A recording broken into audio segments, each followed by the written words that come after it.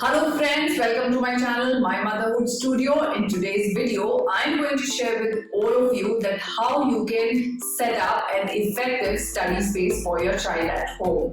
However, before we proceed with the video, I would like to request you all that if you haven't subscribed to my channel yet, then please take a pause and subscribe to my channel, and do not forget to hit the bell button to receive the notifications for all my new video uploads. Alright, let's get started with our today's video. As I shared in today's video, I'm going to talk about that how we can effectively set up our child study space. I will also take you through my child study space. Before I proceed further with this video, I would want you all to know that like adults, even children require uncluttered, structured and organized environment to work on something productively and at the same time stay focused. Vis-a-vis cluttered and unorganized spaces can cause a lot of anxiety and discomfort in our children. So it is really very important that we offer them a welcoming, clutter-free and organized learning environment, be it at school or be it at home. Secondly, I would want you all to keep back of your mind that a child's space, be it the play space or the study space, is never going to be constant. It's going to be dynamic and it's going to keep evolving with their age and with their interests, because it will reflect their personality and their likings towards certain things in their environment, and that is what going to keep your child motivated to work on something, stay productive and stay focused at the same time. Now let's get going further, and I will share one by one my personal suggestions which may be very effective in setting up your child study space at home. First and foremost, keep it very simple and keep it minimalistic. You need not have too many things, because that is going to make your child feel very overwhelmed, because they would see too much together and it's going to get them very confused that where to look at, what to do. They don't know. They will suddenly have this feeling of being lost. So the most important and the most crucial thing is that it has to be very simple and minimalistic. Secondly, it is very important that you involve your child in setting up their play space or the study space. Imagine somebody setting up your space without consulting you and throwing some things out and keeping something in, and you really wanted it the other way around. How would you feel? So same goes with our children. Whenever you are doing something for them or you are setting a space for them, always involve them to understand what they would like to keep, what they would like to let go. It is really important for them because it is their space. It is going to be the space where they will spend the maximum time. So it is very important that you take their suggestions and opinion into consideration while designing a space for them. Next, the location of the study space or the play space for your child is very, very crucial depending on the age of your child. In case your child is a preschooler or a kindergartner, you would want to always keep an eye on them. Also, they may need your personal intervention more frequently compared to a child who goes into primary or a secondary grade. So in that scenario, you would want to have their study space or the play space in the living room or probably somewhere near the kitchen area, from where you can always keep an eye on. In case your child is a primary grade student or a secondary grade student, your approach will be completely different as against a preschooler or a kindergarten. In that scenario, you would want your child to be away from everyday hustle bustle of your household chores, and so that they have their own personal space wherein they have this calm environment and they can stay focused in their space and work upon on whatever task they are supposed to. In this scenario, if you have the leeway and the advantage of multiple rooms in your house, you can designate one complete room for their study space where they can sit and work upon and stay focused. In case space is a constraint, you can always consider clubbing their study space in their bedroom and setting up a study corner within their bedrooms. For this, you would require a basic study table and chair. It need not be really very expensive and fancy merchandise. It can be as simple and functional as possible, with basic drawers and a table for them to work on. Probably, a calendar at the right in front. There can be a corkboard combined with a whiteboard in case you want to, pin some instructions for them. They want to pin some instructions for themselves, or they want to be reminded of something. They want to make notes of something. Then a basic supply of their art material or craft material and their basic stationery. The books they are reading, probably few books which they are reading at the moment and not everything together. So this is what all would be required to set up their study space in the bedroom, or you can designate another separate study space or a study room for them to work in. Next would be, once your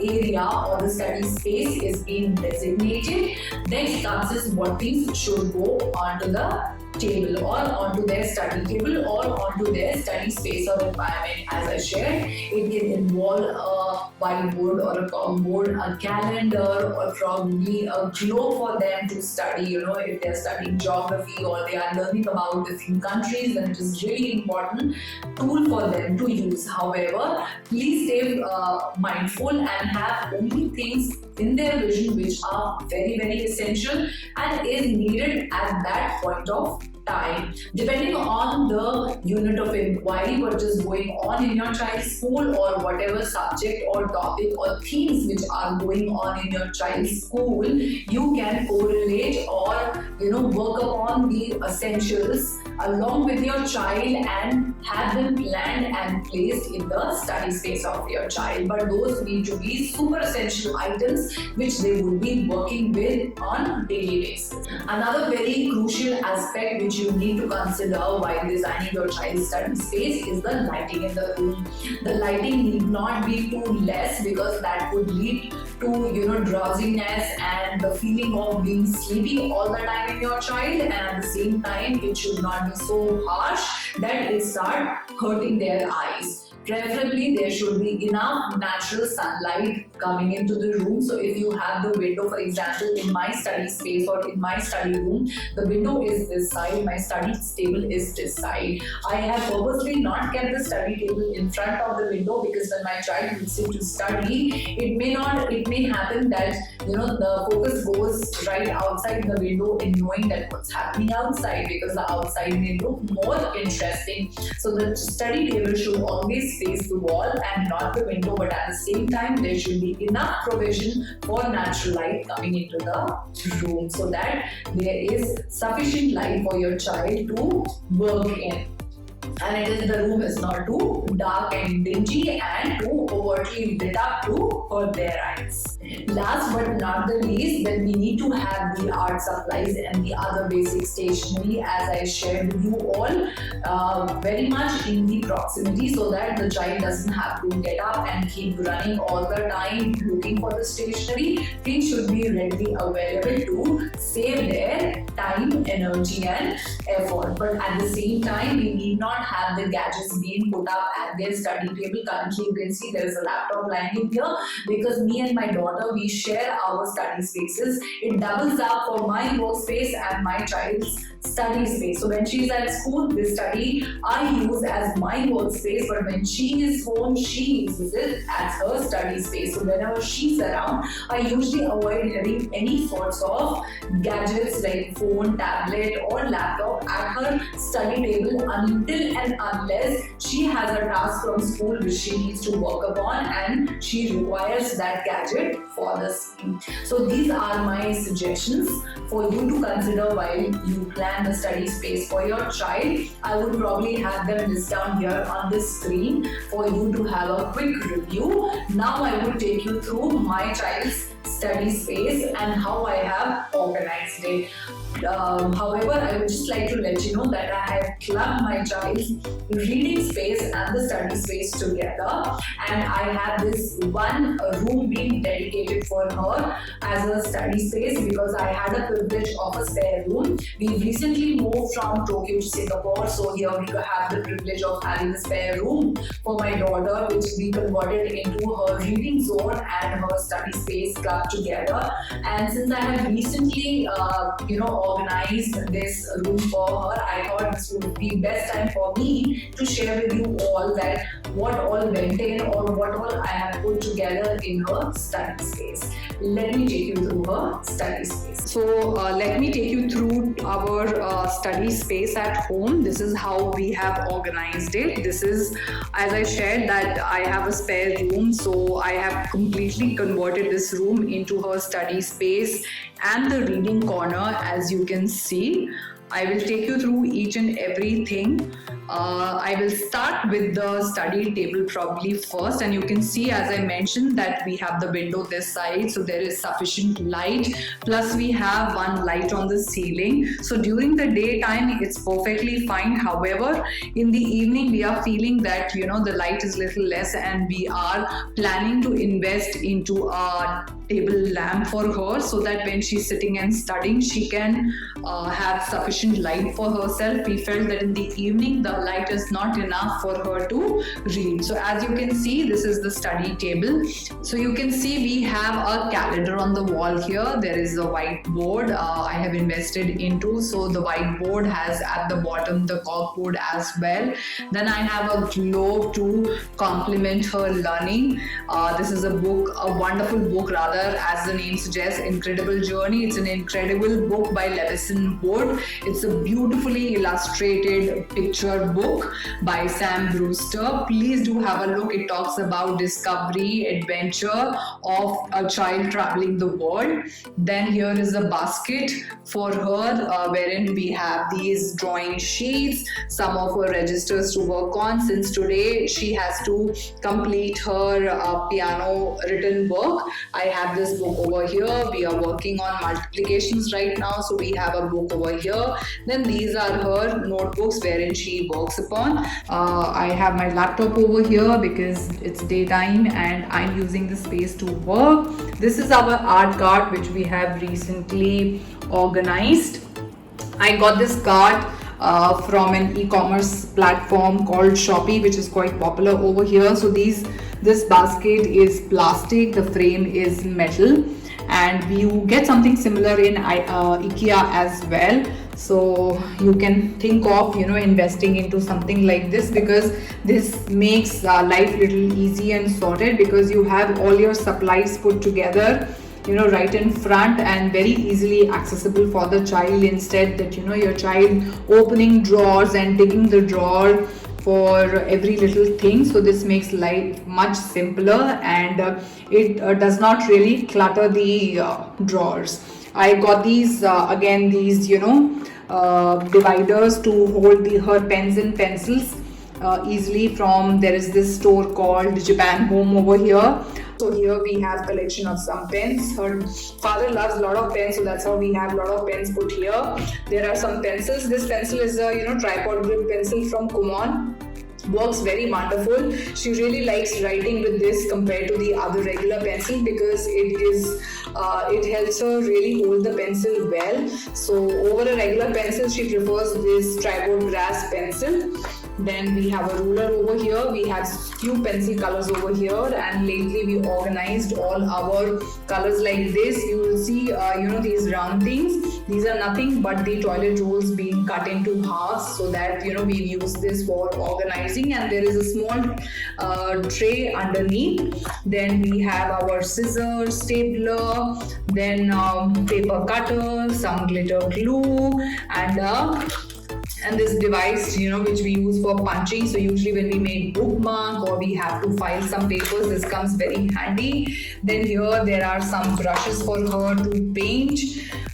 We bought these colors lately because whatever supplies we had back in Japan, we really had to let go them, because we had severe space constraint in digging things over here. So we literally bought everything new. So I have this Faber-Castell oil pastels over here. I found these some soft pastels, and then these are wax twist crayons. Coming to the next shelf on the cart, I have organized again using the toilet paper rolls her sketch pens. Here we have some nice work stamp and great work stampers over here, some other paper cutters over here for her to use. This is another stand set which she had received as a gift. So all this has everything written in Japanese, like going means very nice, and it's Thomas one. So whenever she feels like using stand, she uses these. I also bought these watercolor pencils from Faber Castell. So when you use it for coloring, once the child uses these watercolor pencils to color, then you can use a paint brush to further use it on them, so they dissolve like watercolor paints. I found this lovely pencil color organizer in one of these stationery shops here. Got this. It's very handy when you're traveling somewhere in the train or in the bus, and if you want to carry it along, this is like elastic band and these pencil colors fits in there. All you have to do then just roll it and then tie it back. I really love the cute owl print on this case. So on the next shelf now I have some watercolors for her in different formats. Then for her a tray to mix colors in case she wants. There are some origami papers, construction papers and colorful papers over here. She loves folding paper and creating something with origami. That is something she really enjoyed back in Japan. Most of the children and adult do this origami back there, and you will find these cute little things everywhere you will go. Then I have some the Play-Doh or the clay over here. Sometimes she likes to mold. So these few things are there on our art card for her easy access in her study space. So from far, if I have to show you, this is how her study space looks like, with the study table and a chair, which duals up as my workspace too. And I love working here, and that's our window right next to our study space. This really helps us get good sufficient natural light. You can see it's daytime. It's almost 2 for us here, so it's quite sunny. Now I will show you her reading space. These are few things we framed and we put on the wall, which she drew. This is the dog Ringo, which she drew with Rob. Then this is another one she drew with Rob. This is what she gifted her father on his birthday. So few of her pieces which she really likes, we framed them and put it on wall. Her space, her room is still evolving. We are still working on it as and when. So this is one small bookshelf we have here. So we have these small little dolls from the wooden dolls and the nesting doll back from Japan, in case sometimes she wants to play. This is another wooden toy from Japan called kendama, along with few others. I love wooden toys, and we had quite a few handful toys, but we had to again let go most of our toys, and we are just remained with few books and toys while we came in here.